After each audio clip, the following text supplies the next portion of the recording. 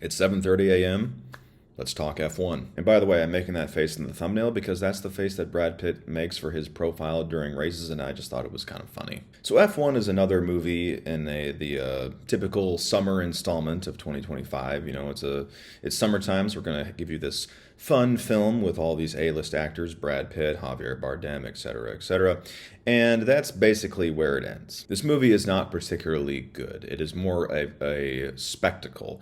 And if you're going into the film expecting that, if you're going into a movie just expecting to have some fun, some adrenaline rides, and nothing more, you're going to be completely satisfied and you're going to go on your merry way. But if you're going into it with the same expectations that I went into it, as in this is going to be like a real drama with convincing characters and real stakes, you're going to be disappointed. I almost feel like, do you guys remember the movie Drive from 2011 with Ryan Gosling? I always get Ryan Gosling and Ryan Reynolds confused. There's too many Ryans, just like how there are too many Chris's in Hollywood. Yeah, Ryan Gosling. But anyway, that movie in 2011, Drive, everyone went in expecting some kind of action movie, and it turned out to be a sort of almost like an indie film kind of drama. I thought it was excellent. It was awesome. And I feel like I've got sort of the inverse experience with F1. I went in thinking that it'd be this kind of really high stakes drama with these incredible actors and everything. And then it just turned out to be like a cheesy action film. I mean, when you see Brad Pitt, like, you know, throwing his cards up against the wall and burying his head in his hands in the trailer, it's kind of what you expect. But, I mean, they certainly tried, I guess. And Brad Pitt is definitely the obvious standout. I mean, he's still an amazing actor, and I think he's really embracing his almost real life persona. His real life persona being the cool older guy or the cool old guy. You know, he used to be the really cool young guy. He used to be like the sex symbol, but now he's kind of evolved into like your, you know, that one guy at the family reunion who is perpetually single but also perpetually has a girlfriend. Not really sure if that should fit your definition of cool, but moving on. Javier Bardem is another standout. I am a Javier Bardem stan. I'm a Javier Bardem fanboy. I absolutely love the guy, and I think part of my love for him comes from the fact that his on-screen persona and his real-life persona are so completely different. When he played his iconic role Anton Chigurh, No Country for Old Men, he was the personification of death, the personification of violence, the personification of horrible haircuts. And everywhere he went, there was just a path of destruction. Killed without thought, killed without mercy. Just truly terrifying. And then his real life persona is like a puppy dog. He has a beautiful soul. Like, I want to just sit down and get a coffee with that man. Not a beer, because I don't drink. But if I could ever sit down with Javier Bardem in like a podcast interview type situation, that'd be amazing. And I would have to warn him because it would probably be at least 3 hours long. Hans Zimmer wrote the music for this movie, which I was not aware of for some reason.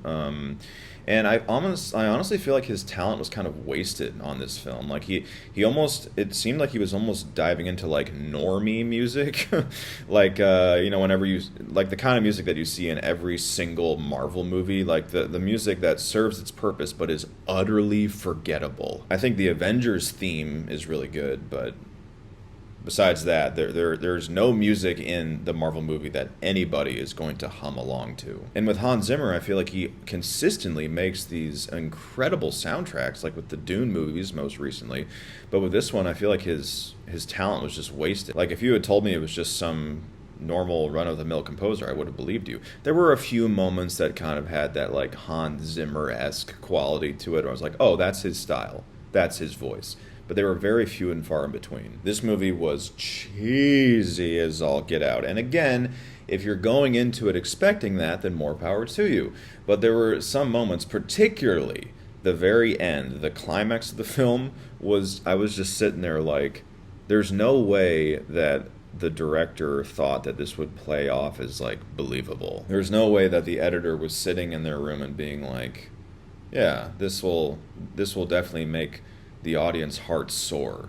It won't make them walk out of the theater in disgust. There's like a forced romance part in there. Like, I think they're just kind of, again, playing on the aspect that like Brad Pitt is really attractive and he's still really handsome. So they just had to kind of like throw in some romantic aspect to it that made no sense at all and didn't add anything to the story. And so, I mean, granted, I do think that it kind of like gave us the best part of the movie, in my opinion. Brad Pitt is standing on a balcony in the Las Vegas night air, and he's talking to his romantic interest, and he's kind of like opening up to her, and it's an exposition dump, but it makes sense, and it gives weight to the character, and it allows us to relate to him, and so I thought that was pretty good. The sort of general dynamic, or I would say like the anchor point to this film, is that Brad Pitt is the aging hotshot, and then there's a new hotshot coming up, and they really hate each other at the beginning,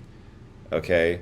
And if you've seen any movie ever, take a wild shot as to how that relationship ends. The highlight is definitely the races. The races are a lot of fun. The camera work is amazing. The sound editing is incredible.